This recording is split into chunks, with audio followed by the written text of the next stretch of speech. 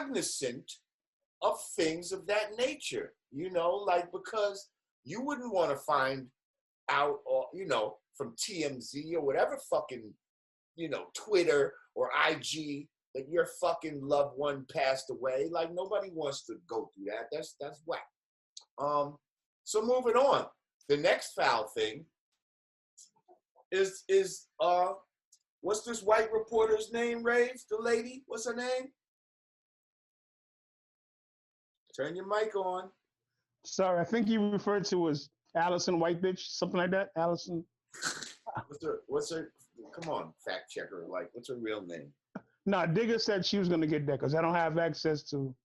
Oh, that. I did. I have yes, to. Hang on. Her name is something Alison something. I'm sorry. Mm-hmm. I would have dug it up. Mm-hmm. Yeah, because I'm on my phone. I can't leave the Zoom and do it. Oh, okay. Well, while we find this white broad who had a Freudian slip. Yeah, it seems like he was just the kind of athlete, the kind of star that was perfectly cast on the Los Angeles Niggers, on the Los Angeles Niggers, on the Los Angeles Niggers, Los Angeles Lakers. Kavita, if I could ask you to stay with us, we're going to go. On TV where she called the Los Angeles Lakers the Los Angeles Niggers. Yeah. Twitter was outraged by Alison Morris.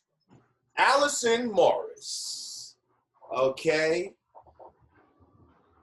Had a little slip. Many of us feel that, this is probably how Alison talks, in the company of her own people, and that she kind of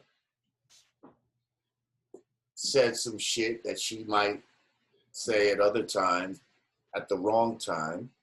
I don't know. She says she mixed up Knickers and Lakers. Right. So wouldn't that be the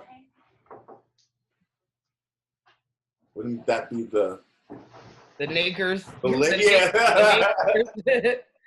The Knickers. I just don't think it would be the niggers. It sounded like... I don't know. I ain't gonna front. I thought she said, to me it sounded like knickers, because I just didn't know. I just can't imagine somebody like saying that. To me it sounded like niggers.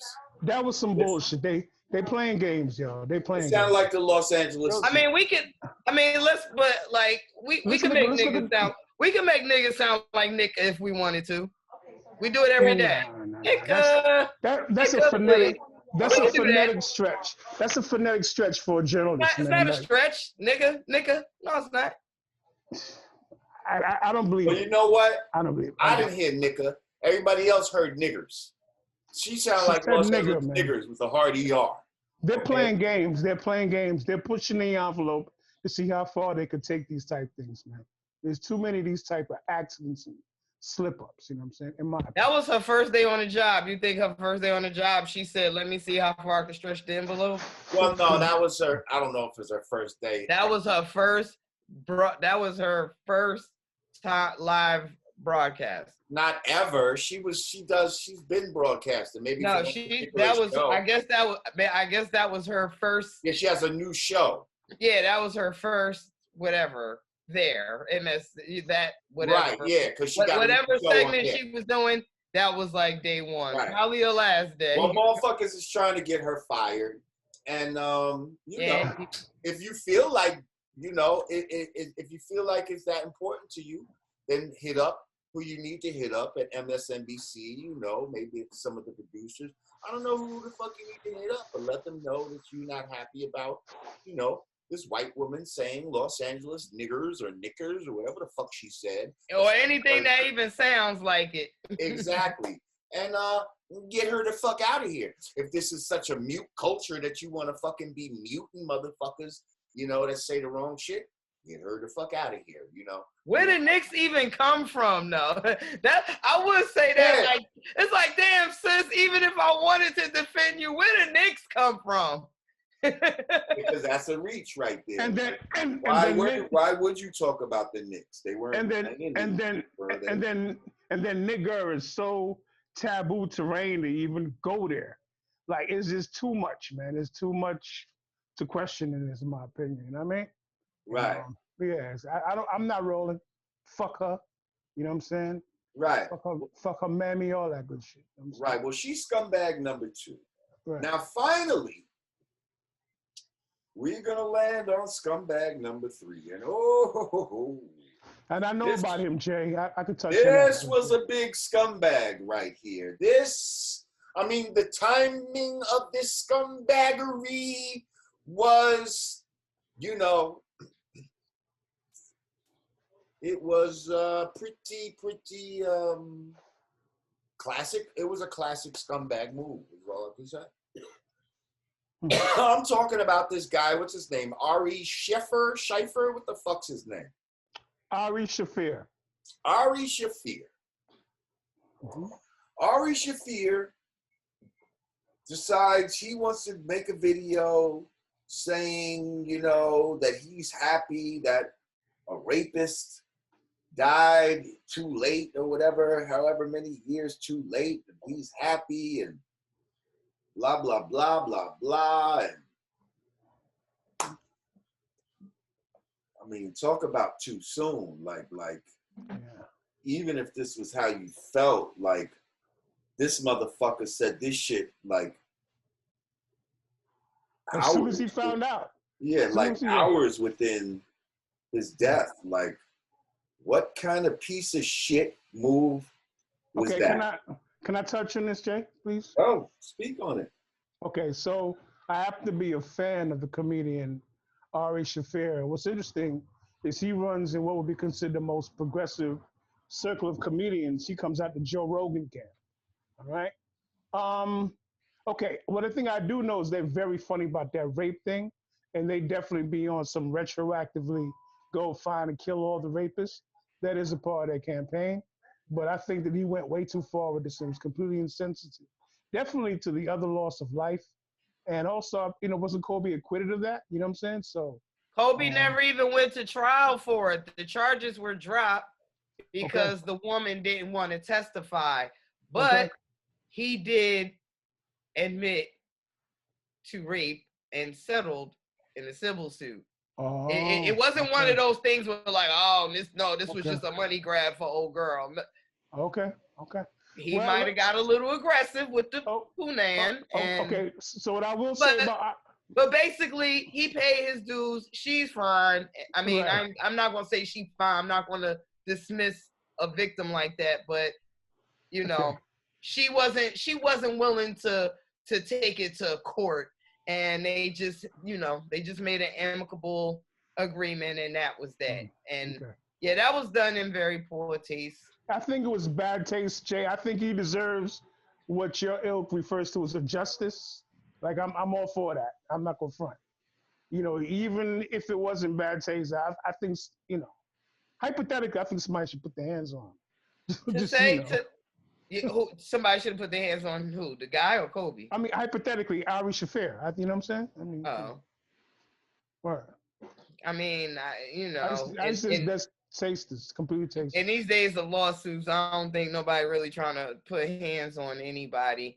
I guess I get in this outrage culture and Me Too and rape and, I guess he's, I don't know if that was his way of saying, don't forget the victim. Because I did read, I read a few victims. I read a few articles like, we love Kobe. But this is also something that he's this was also a moment in time for him. It wasn't just all peaches and cream, and we can't cherry pick what we want to dismiss about our heroes. Agreed. Totally agree. We got heroes that have lapses in judgments and indiscretions, and they make mistakes, or even if they're not mistakes, they grow from it, they learn from it, they pay their debts to society and move forward. So, if you're trying to, make that point, personally, I don't think any of that needs to come up right after a person dies. And that kind of death. Exactly. That kind like of that, death. just bad timing all around. Like if you want to do it, if you want to do it down the line, sure. Because we see people doing it to XXX. You know, like, hey, wait a minute, this guy isn't a legend. He was a rapist. He was this. He was that. So we see it happen. But the daughter died too. Like that was a complete lapse of judgment on his part, man. It's in poor taste. It's not only did the daughter die, like whole family died. Like a whole family died. Tragedy. Like the father, mother, and daughter. Right. Then another, 2 other girls and a mother or something like that. And the pilot, it was just, Mm-hmm. You gotta understand, like, when you fucking press that send button, you know what I mean? It's almost like pulling the trigger on a gun. Like you gotta really fucking think about the shit that you do, because that shit is out there now. Like once you pull the trigger, you shoot somebody, you gotta live with the consequences of that. And so now once you say some crazy shit like that because you was emotional at a certain time, see, that's why I always take my time. Like yes. I don't respond to some shit right away. Like, absolutely. I always take my time, because those emotional responses, right. It's not gonna be clear. And then you might have said some shit that you regret and all this type of shit. I don't say shit I regret. And just to clarify, I meant to say it. We know. If I did not mean it, I wouldn't have said it. I'm gonna give my man behind the wheel some credit. Where's that from? Real quick. Hip hop trivia. I'm sorry. Somebody was talking to me. Say it one more time. If I did not mean it, I would not said it. I'm gonna give my man behind the wheel some credit. Wow. Whose line is that? It almost sounds like Be Real, the way you're saying it. Sound like KRS. Again, I'm gonna say it one more time. Ooh. All right, I'm gonna give you a hint. It was once an enemy of KRS. Okay, that's gonna be easy. Oh, MC Shan. Bow, there you go. What? I was close. I'm like, it sound like something. Come on, nigga. See, Rage, you act like you a hip hop, but you should know. Come on, Morley Scratch, my nigga. All of these beats that my rhymes attach. Former nucleus, you call him Morley Scratch. Come on, that was the shit. He said, if I did not mean it, I would not said it. I'm gonna give my man behind the wheel some credit. Wow. Come on, B. You got me on that one. Me, B. You got me on that one. Computer, man. Fucking play with me. But anyway, I digress. So anyway, scumbag move. Bullshit. Fuck Ari Shaffir. You know what I mean? Yeah.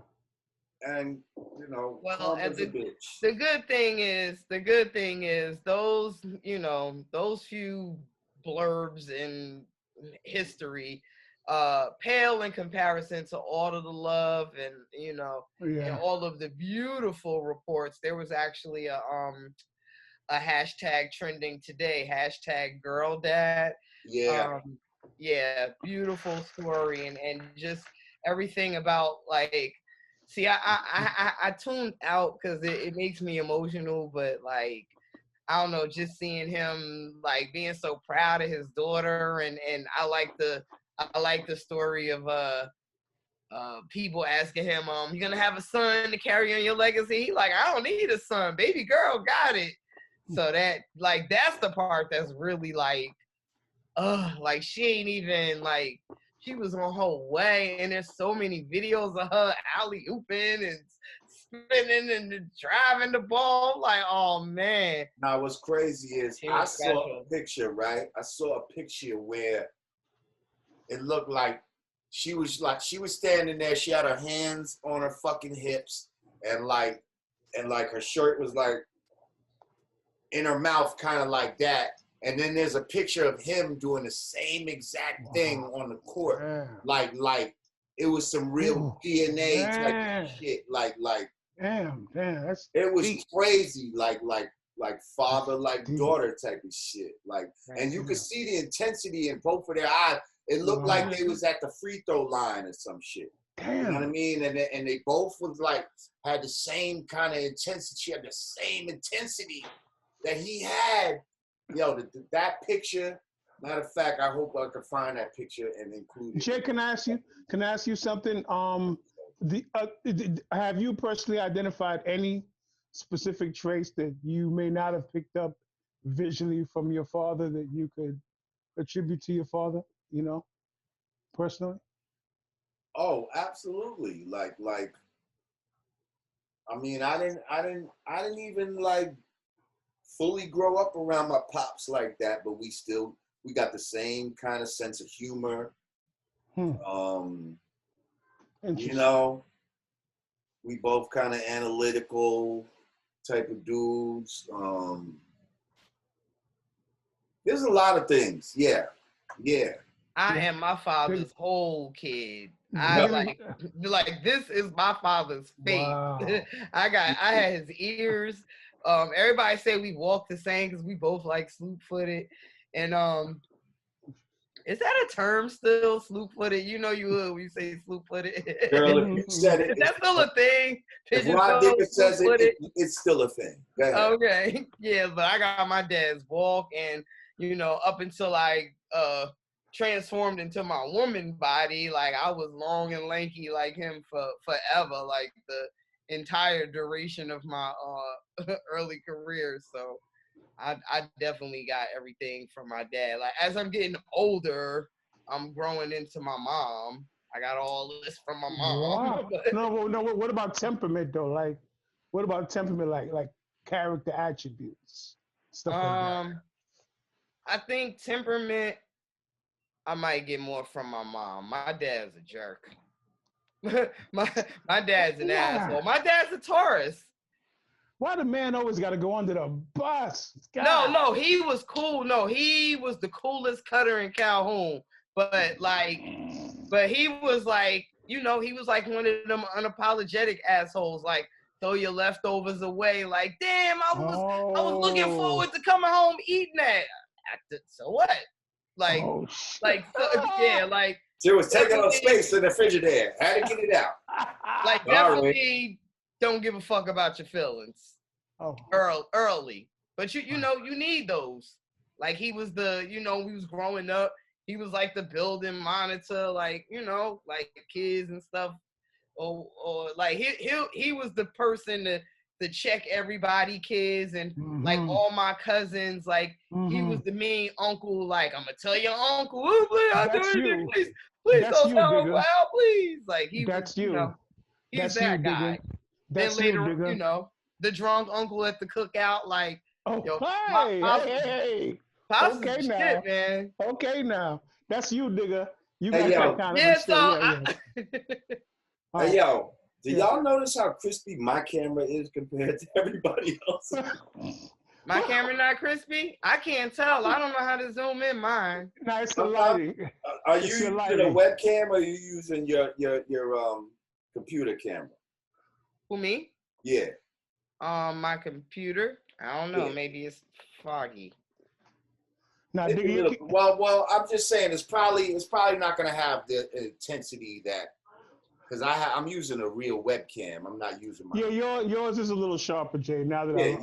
Okay. It's all good, no offense. Although I think you just cleaned your up a little bit, Digga, actually. Okay. Oh, I'm just happy to be here. No, listen, I'm happy to be here, too. We miss the people. So listen. R.I.P. Kobe. Now, here's where...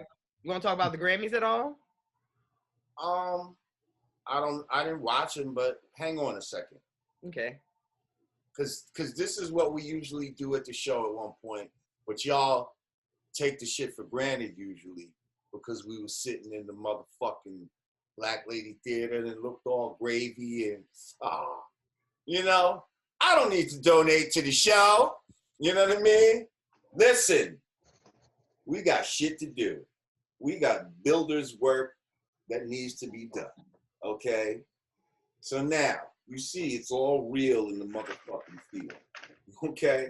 If you'd like to donate to the show, go to cash.me/$Yanadameen, patreon.com/Yanadameen, or Yanadameen.com/support.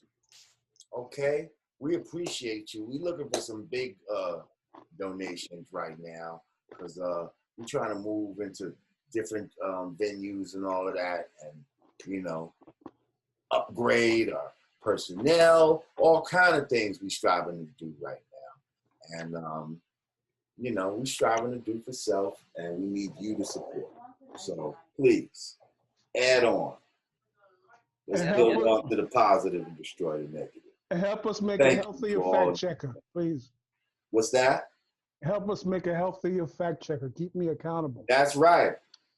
Okay, I think we need to come up with a health plan for you. Oh, actually, I already got it. Yo, let me tell you. Shout out to Tragedy Gaddafi. We made amends on that digger dust up thing. We cool. So he recently started like this thing called #DeadTheBogies. So he inspired me. When I get out of here, you don't smoke cigarettes though. No, no. But I'm just saying it inspired me that he put it on Front Street and what he was dealing with. You know what I'm saying? So when I get out of here, I'm starting the sea moss challenge. I'm just gonna drink sea moss 3 times a day for a whole week. You know what I'm saying? See how that pans out. Then from there, need to do more than that, Rage. Absolutely, and no doubt, I need to chill with the sedentary lifestyle. Now you're gonna drink sea moss, and you're gonna not drink what? Coca-Cola, high fructose corn syrup, Kool-Aid, pineapple, Fanta, motherfucking grape soda. Oh God, you drinking the flavors? If you gotta have something, drink you some soda water, maybe some ginger ale, but none of the grape orange, none of the not even ginger ale right now for you. I know, I can't even do that. Sea moss, you could drink that. The Rage, we're gonna have to get you exercising a little bit too. Absolutely, even if it's just like five fucking push-ups. Mm-hmm. You know what I mean? Like for someone like you, start like that. You know what I mean? Yeah. I don't give a fuck if it's 3 push-ups. And then the next day you do 4 or something like that. You see what I'm saying? Like you gotta prescribe yourself some activity too. Absolutely. Walk around the block once. Absolutely. All right, but don't think just drinking sea moss is gonna be the fun. Oh no. That's that's just like, my discipline. Family of things. That's my discipline regimen. You know what I'm saying? That's just how I'm gonna start. I used to be in the martial arts. I raised like a brown belt. I know how to get busy. You know what I'm saying? I want people that have been overweight. Oh God. And have lost weight naturally to go into the comments and give recommendations on things that Rage can do, things that have actually worked in the real world, because a slim motherfucker like me who's never been fat, I could talk all the shit in the world about what you should do, but... Fat shaming, #fat shaming.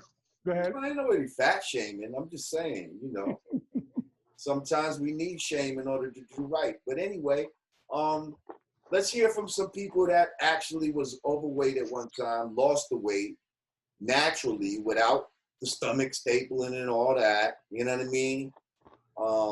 They did it in a holistic way, and leave in the comments, and hopefully you'll get some jewels from the people, because they the ones that got it. Thank you, good sir. Jamar, it's Digga's turn. Digga, you want to weigh in on this? Any improvements you think you want to weigh in on 2020? Well, for me, 2020, I think I'm gonna just channel channel my outrage in my music. I've come to find out that one of the things I want to do less of is log in social media and get in on what's going on with everybody else. I've never really been that person. I feel like 2019 I wasn't so active as I have been in the past years musically, because I'm always doing like verses here and there and stuff. But 2019, I was kind of chilling, and I found myself more enthralled into what was going on social media and feeling like I gotta, have an opinion and this and that. So this year, I'm kind of feeling like, fuck all y'all. I'm in the studio with it this year. Mental cleanse. So getting rid of toxicity. Yeah, because it's like it be stuff going on in the world that honestly I really don't be giving a shit about. But then I'll read something on social media and just be mad at something for something that don't have shit to do with me one way or the other. So I'm just kind of like tuning out of all of that and just focusing on these bars, man. I got this Dirty Harriet reprisal coming April 4th, 20th anniversary. So yeah, it's all about the music this year, man. Well, I want to say that I heard a song from Rah Digga. Oh shucks! An unreleased song, and gotta say it was pretty fucking dope. Thanks, bro. Fucking Digga was fucking spitting.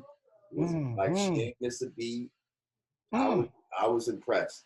I'm going to take that as a compliment coming from you, because I know seriously, and I was thought about it while I was listening to it. I was like, wow, again, this is some girl shit that I could listen to. Even though you did say some shit about chilling with your G-string or whatever, but I made it thug. Right, you did. You did. I made it thuggy. and I rhymed G-string with Nas Thief's things. Right. And it's like, I guess that's the part I wouldn't rhyme along to as a man, but it's just, I don't know, the shit you were saying and the way you were saying it wasn't bothering me as a man. It wasn't. What's funny? I always have to do that I'm doing a podcast. I always have to do that for one line. People gonna start talking to me. I'm doing the podcast. I always got to do that for one line, just to remind people that I'm still a girl. Because I can go niggery all day. Right. I always got to throw one line in somewhere just to remind people that I'm still a girl. Now Jamar, speaking of what you're comfortable rhyming to as a female, that sort of throws you into the hat about rhyming. Can we expect anything from you in 2020? You've been fucking harassing me and shit. Yes, I have. Yeah. Yes, I have. Battery in the back. Harassing me right now. I think I may have to. Okay, thank you. The people demand it. I see it. Hold on 1 second, y'all. Mm-hmm. It's all about inspiration. Right on. It's all about inspiration. Whoops. You nurse bell ringing. I'm back. So, shit. Gotta go in the back. Do you, what else we got? What you want to talk about?